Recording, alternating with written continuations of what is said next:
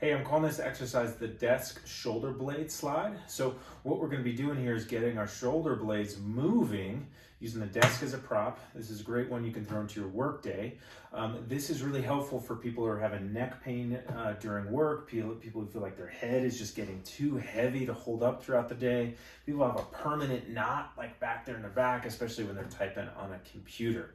So I'm going to show you the exercise, then I'll break it down a little bit. So what we're going to do is get a desk. Ideally, when my elbows are at 90 degrees, I'm at least parallel, if not a little bit above the desk. So I wouldn't want my chair to be lower than this. What we're going to do is just get a nice straight but relaxed spine. So I don't want to be slumped.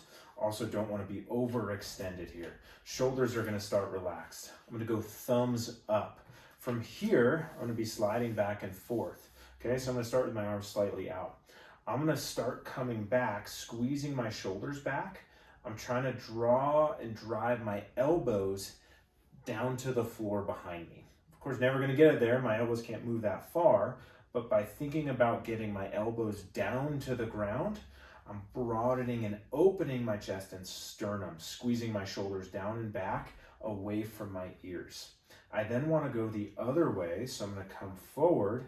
As I reach, I'm trying to drive my pinkies down into my desk to protract the shoulder blades. I'm going to take a breath there, feel the upper back kind of expand. You might feel a nice stretch. And I'm going to come here, elbows down and back. I'm going to inhale, try and expand into my front, lower part of the chest.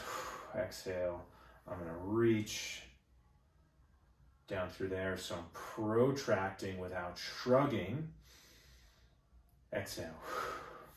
Get a feel for that. Want to take it up a notch. We're going to grab a light mini band, do the same exercise, but with the band on the wrists. And my job is to keep my forearms parallel to each other the whole time. So I'm going to draw back. You'll feel a little more work around the shoulder blades, and then drive forward and down. And again, you'll feel a little more work around the shoulder blades. Breathe into that. I'm not going any faster, any slower, but I'm keeping this band there, okay? So try 5 to 10 reps a few times throughout the day. What we're getting out of this exercise is we're getting the shoulder blades moving backwards, but also moving forwards around the body while keeping them out of the neck. So the two most common patterns I see people in general, but especially those who spend a lot of time at a desk, is one of two things. The first one I call losing the battle to gravity. So that's where kind of here, typing like a gremlin at our computer.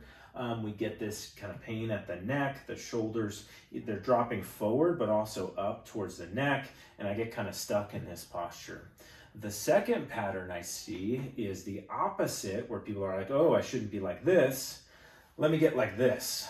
And then they overextend, and then something stressful happens, and the shoulders elevate up to the ears. This again causes issues because neither of these positions unload the neck. In here, I'm kind of looking up. And in this position, I'm now kind of looking down, and then my shoulder blades are squeezing towards my neck. This also is not a position from which we can have fluid motion of the arm, because when I'm here, I can't reach up. But also if I'm, boom, here, squeeze back and up, I also can't reach up. We want to be able to have a fairly relaxed spine, and then to be able to have the shoulder blades move behind us or backwards. If we're pulling something towards us, reaching behind us, kind of reaching up, we need the shoulder blades to move backwards.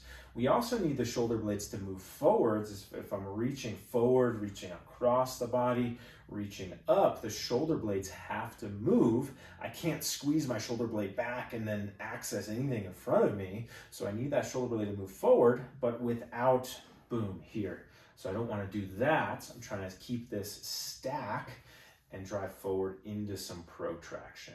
That's going to expand the rib cage in the back, activate some of the scapular protractors like the serratus anterior, and probably be a movement you might not be familiar with or used to, because so much of us are living in this elevated scapular position.